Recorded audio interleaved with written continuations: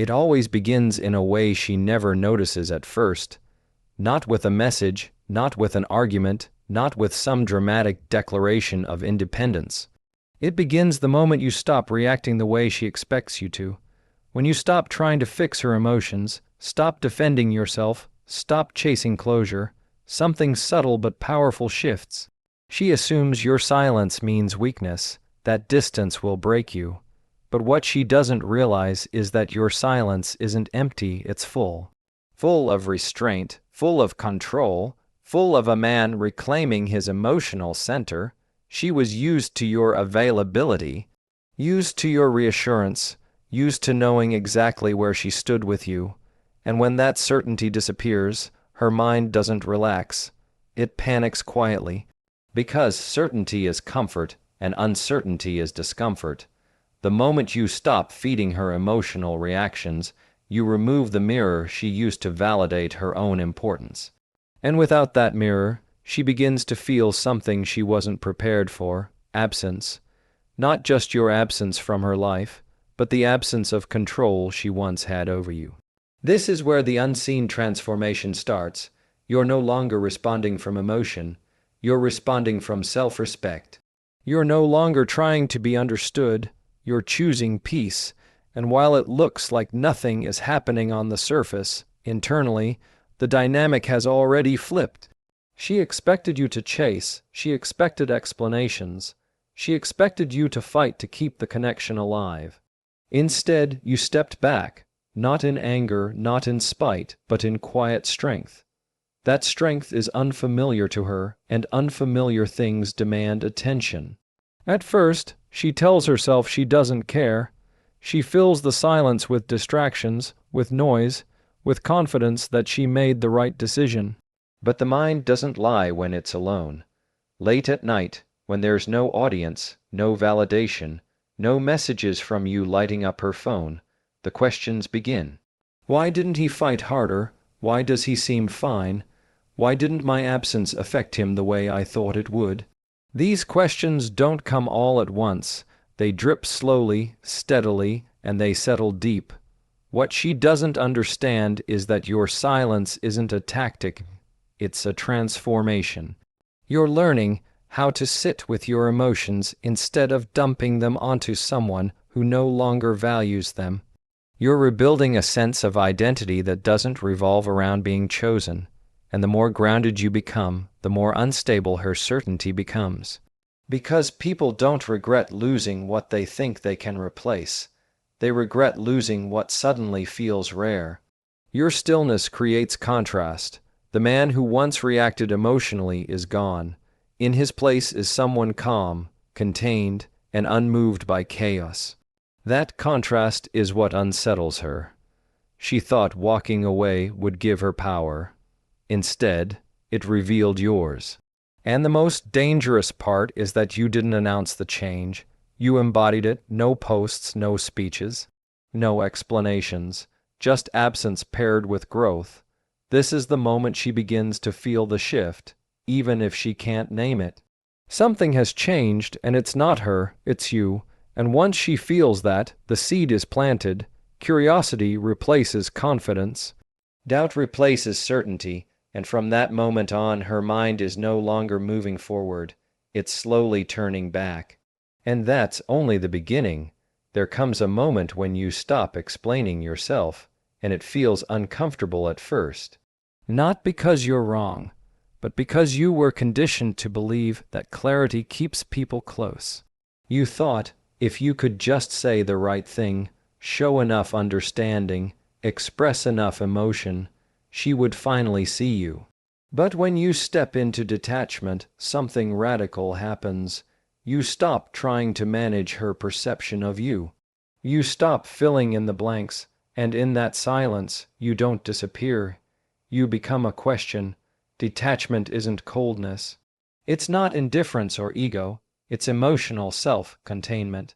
It's the realization that your worth doesn't need her agreement. When you stop chasing understanding, you remove the safety net she relied on. She was used to you clarifying, reassuring, fixing misunderstandings before they became uncomfortable. Now there's no explanation waiting at the end of the silence, and the mind hates unanswered questions more than bad answers. So, her thoughts begin to circle back to you.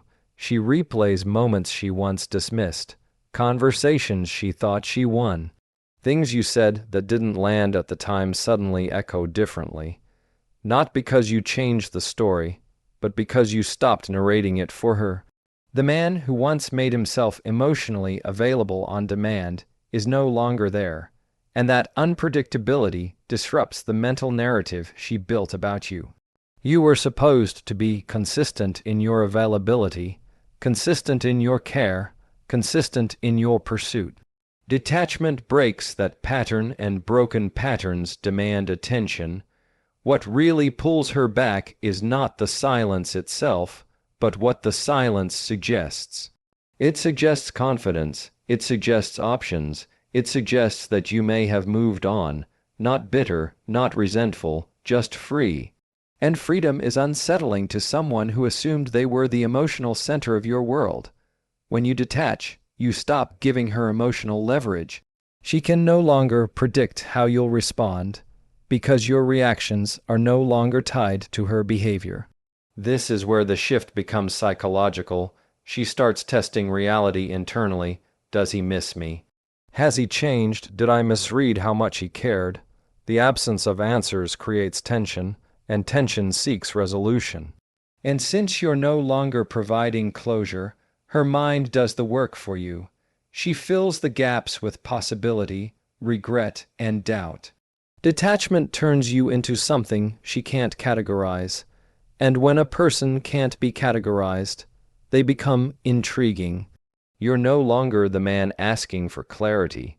You're the man withholding it, not as a strategy, but as a consequence of growth. You don't rush to explain yourself because you no longer need approval to feel whole, and that internal stability creates an external pull. People are drawn to what feels grounded, centered, and self-directed. Your calm isn't loud, but it's heavy. It carries weight, and she feels it every time she thinks about reaching out, then hesitates, unsure of what version of you she'd be met with. The irony is that the more detached you become, the more emotionally invested she becomes, because detachment removes predictability, and predictability kills desire. She no longer knows if she still has access to you, and that uncertainty triggers a deeper emotional response than reassurance ever could. You're no longer proving your value, you're allowing it to be felt through absence. And when you become a question instead of an answer, her mind doesn't move forward. It circles back again and again, trying to solve what you've already outgrown, and that's when the pull begins to intensify. The most powerful changes never announce themselves. They happen quietly, away from attention, away from validation, away from the eyes of anyone who once doubted you. While she assumes your silence means stagnation, you're building something solid beneath the surface. Not for her, not to prove a point, but because you finally chose yourself. And that kind of growth doesn't need witnesses, it leaves an imprint. You begin to rebuild structure in your life. Your days gain rhythm again. Discipline replaces emotional chaos. You invest energy where it actually returns something. Your body, your work, your purpose, your standards. There's no urgency to show it off, because real growth isn't loud, it's consistent. And while she doesn't see the early mornings, the self-control, the restraint it took to not reach out, she feels the difference when your name crosses her mind. The version of you she remembers no longer matches the energy she senses now. People think attraction comes from visibility, but it comes from contrast. And the contrast between who you were and who you're becoming creates a disturbance in her emotional memory. She remembers a man who was emotionally available, invested, responsive, and now she senses a man who is centered, self-directed, and grounded. That mismatch creates dissonance, because if you're growing without her, It challenges the narrative that leaving you was the right move. This is where the transformation becomes unsettling for her. Your improvement isn't happening in her presence, so she can't control it, measure it, or benefit from it. There are no updates to react to, no progress to minimize, just a quiet knowing that something about you has changed. And when someone feels change without understanding it, the mind fills in the blanks, usually with fear. Fear that she walked away before seeing your full potential. Fear that she misjudged your trajectory. Fear that the man she left behind no longer exists. Your energy shifts. You're less reactive, less emotionally hungry, more selective with where your attention goes, and even from a distance, that self-containment is felt. It shows in the way you would speak, now calmer, slower, more intentional. It shows in the way you would listen without chasing validation. She may not be watching your journey, but she feels the outcome of it, and that's what makes it powerful. Growth that's performed can be dismissed. Growth that's felt cannot. The more you evolve privately, the more she begins to question publicly.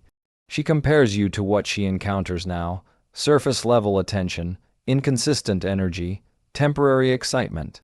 And against that backdrop, your quiet depth stands out. Not because you're trying to stand out, but because you're no longer trying at all.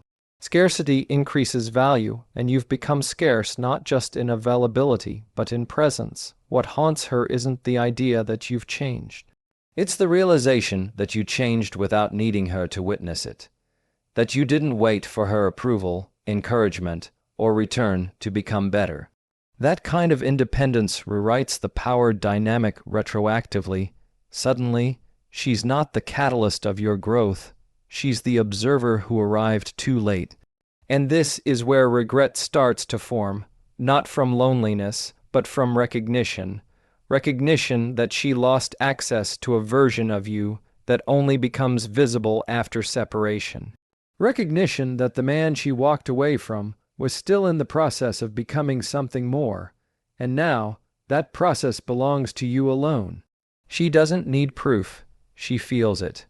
And once someone feels what they can no longer touch, the pull becomes internal, constant, and difficult to silence. And from that moment on, her curiosity is no longer passive, it's personal. There is a moment when your absence stops feeling temporary to her. At first, she assumes you're just taking space, cooling off, waiting. But as time passes and nothing changes, something shifts inside her.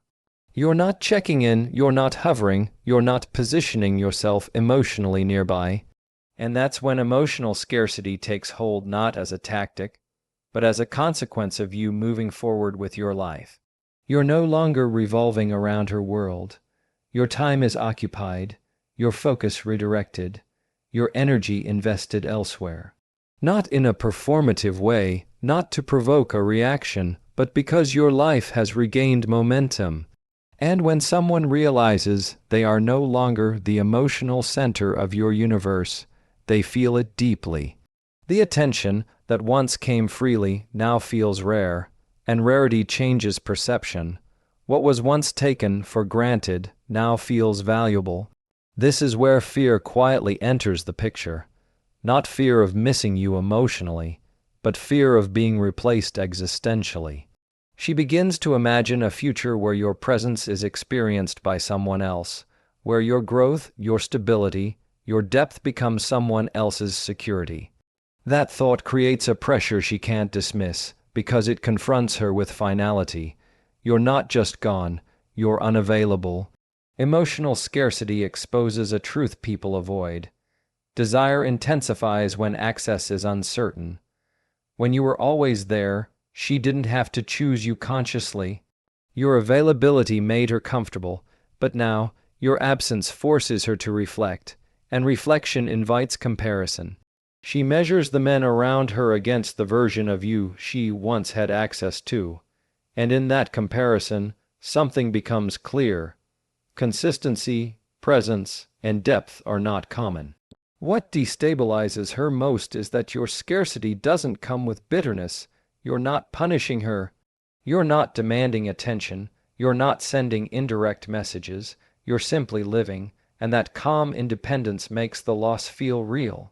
Because if you were angry, she could dismiss it as emotional reaction, but your peace suggests completion. And completion signals that she may no longer have a place in your world. As your life fills up, her imagined importance shrinks. Not because you devalue her, but because you've stopped prioritizing her by default. She is no longer the emotional reference point you check against.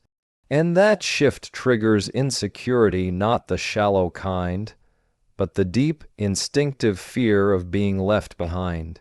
The realization that you are moving into a future where she is optional is far more unsettling than being missed.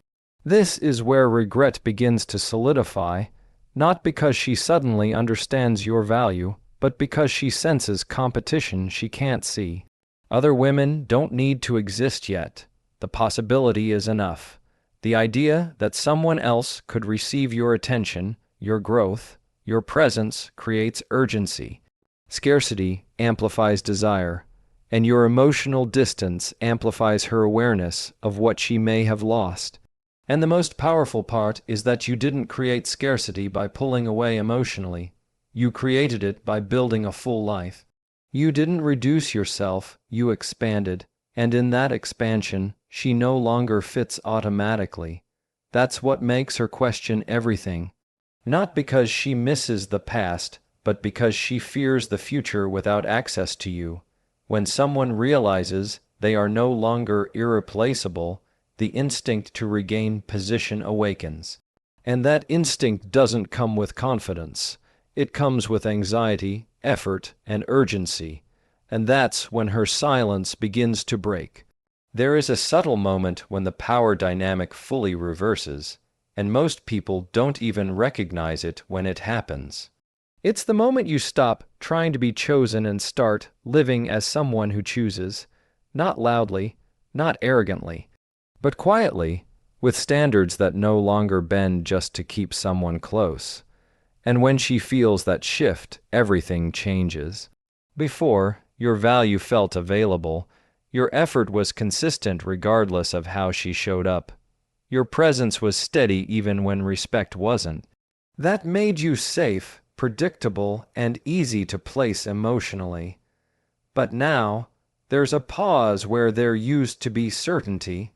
Your energy no longer rushes toward her, your attention is measured, your responses are grounded, and suddenly, she's no longer sure where she stands with you. You didn't announce new boundaries, you didn't list requirements or demand better treatment. You simply stopped overgiving.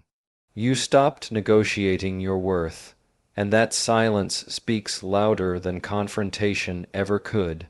Because when someone realizes they are no longer automatically chosen, they start evaluating themselves. Am I still enough? Do I still qualify? Did I take his presence for granted? This is where attraction re-enters, but in a different form. It's no longer comfort-based, it's earned. She doesn't feel like she owns a place in your life anymore. She feels like she has to prove she deserves one. And that shift activates something deep and instinctive. People desire what they must qualify for. They value what requires effort. And for the first time, she senses that access to you is no longer guaranteed. You carry yourself differently now. Not colder, calmer, not distant, self-contained. You listen more than you explain. You observe more than you react. And that creates an imbalance she can't control. She may reach out subtly, testing the waters, offering light energy, familiarity, or nostalgia. But you don't rush to meet her where she is. You stay where you are, grounded, centered, unmoved. This is what confuses her. She expected resistance or eagerness. What she encounters instead is discernment. You're no longer asking for reassurance. You're assessing alignment. And that assessment flips the script completely. She feels seen but not secured, desired but not guaranteed. And that uncertainty forces her to show more effort, more vulnerability, more intention. Your standards aren't spoken, but they're felt. in the way you don't tolerate mixed signals, in the way you don't chase inconsistent behavior, in the way you value your time and energy. And as your standards rise, her position becomes conditional, not because you're withholding love, but because you've learned its value.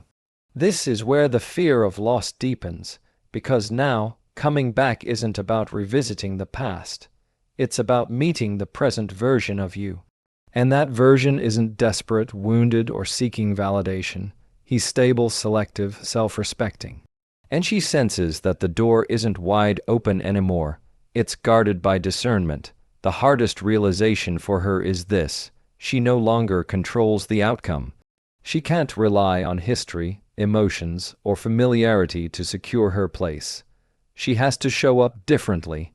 She has to bring something real, and that effort, when it finally appears, doesn't come from confidence. It comes from urgency, because when someone realizes they must earn what they once had freely, the desire to reclaim it becomes intense. And that's when the shift becomes undeniable. There is a final shift that completes the transformation, and it doesn't happen when she reaches out, or when she shows interest, or even when she comes back. It happens when you no longer need any of it, when your sense of peace, identity, and direction is no longer tied to whether she chooses you or not. That freedom is invisible on the surface, but it changes everything underneath. At one point, her return felt like closure, like validation, like proof that you were enough, but somewhere along the way, you did the work she never saw. You faced the discomfort of being alone without numbing it. You sat with the urge to reach out and chose restraint instead.